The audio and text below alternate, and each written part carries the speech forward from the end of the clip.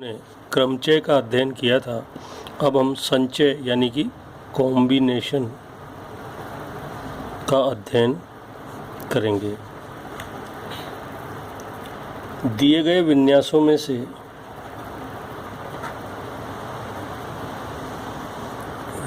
में से सभी या कुछ को बिना क्रम का ध्यान रखे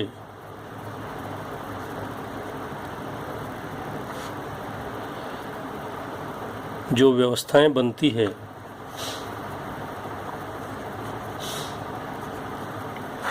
उन्हें संचय कहते हैं।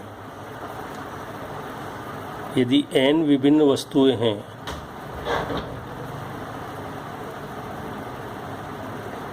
में से R को लेकर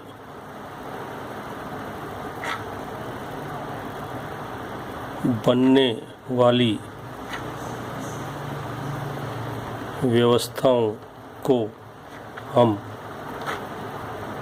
NCR द्वारा बताते हैं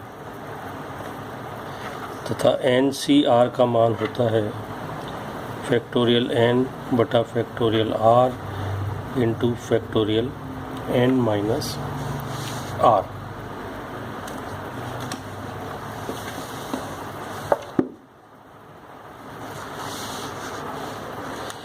इसमें एक और चीज़ होती है कि NCR बराबर NCn माइनस r भी होता है, क्योंकि हमने जैसा अभी बताया कि NCR को हम लिखते हैं फैक्टोरियल n बटा factorial n into factorial n minus r।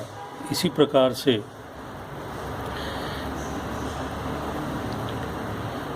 NCn minus r को हम लिखेंगे फैक्टोरियल n बटा factorial n minus r into factorial n minus r बराबर हो जाएगा फैक्टोरियल n बटा factorial n minus r into r, जो कि लेफ्ट हैंड साइड और राइट हैंड साइड दोनों चीज़ बराबर हो गई है। अब इससे हम संबंधित कुछ प्रश्न लेते हैं कि find the value of 50C47। तो इसको हो जाएगा 50C47 can be written as factorial 50 upon factorial 47 into factorial 50 minus 47। इसको हम लिख देंगे factorial 50 upon factorial 47 into factorial 3, और उसको हम लिख देंगे 50 into 49 into 48 multiplied by 47 factorial divided by factorial 47 into 321।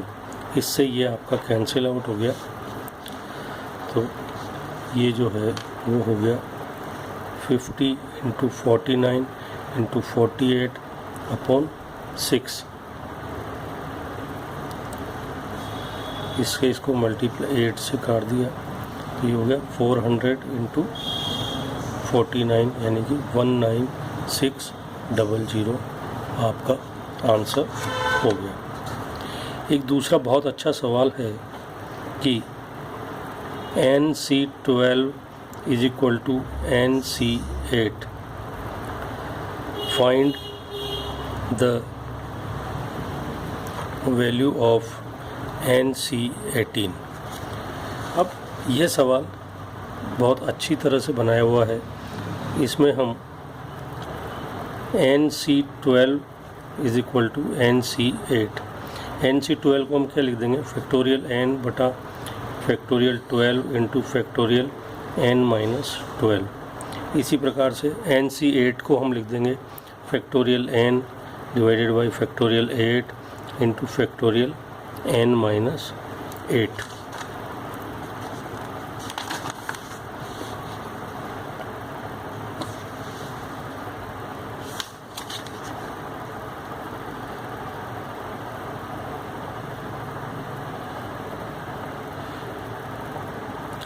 लेकिन हमें एक चीज़ याद है कि फैक्टोरियल की NCR is equal to NCN minus R। तो हम NC12 को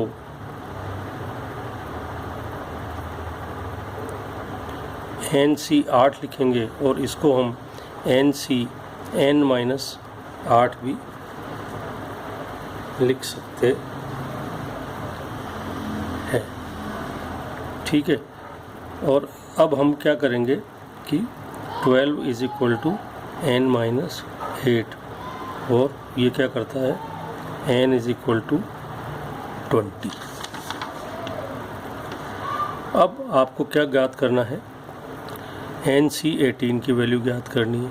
तो NC18 की वैल्यू ज्ञात करनी तो 20C18 की वैल्यू क्या हो जाएगी, factorial 20 upon factorial 18 into factorial 20 minus 18। तो ये हो जाएगा 20 into 19 into factorial 18 upon factorial 18 into 2 into 1। तो ये आपका हो गया 190, आपका इसका आंसर हो गया।